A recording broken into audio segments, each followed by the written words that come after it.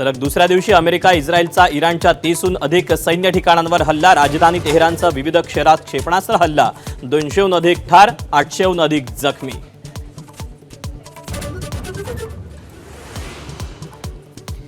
America इस्रायलच्या हल्ल्यात इराणचे सर्वेसर्वा आयातुल्ला अली खामेनींचा मृत्यू।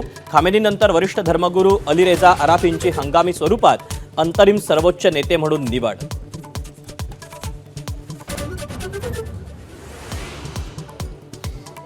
इराणच्या प्रमुख नेत्यांकडून डोनाल्ड ट्रम्प यांच्या हत्येचा फतवा। मशिदीवर लाल झेंडा फडकवून बदला घेण्याचे दिले संकेत, तर इराणनं हल्ल्याचा विचार करू नये, ट्रम्प यांचा इशारा।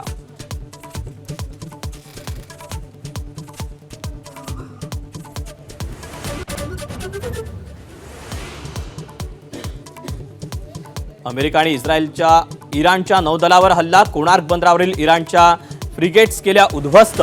इराणच्या समुद्रात नौदलाच्या नौका पेटल्या।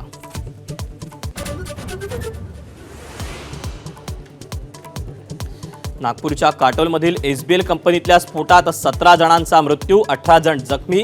कुटुंबियांना मुख्यमंत्री सहाय्यता निधीतून 5 लाखांची तर पंतप्रधान सहाय्यता निधीतून 2 लाखांची मदत जाहीर।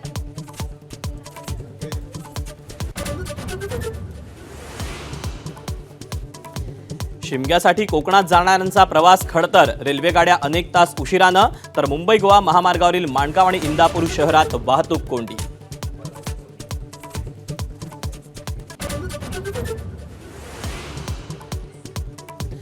कोलकात्याच्या इडन्स गार्डन्सवर आज भारत वेस्ट इंडिजमध्ये निर्णायक लढत। भारतानं नाणेफेक जिंकून घेतला क्षेत्ररक्षणाचा निर्णय।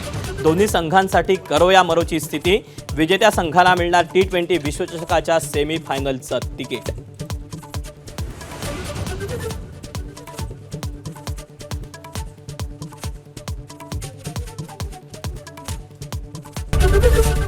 एबीपी माझा, उघडा डोळे बघा नीट।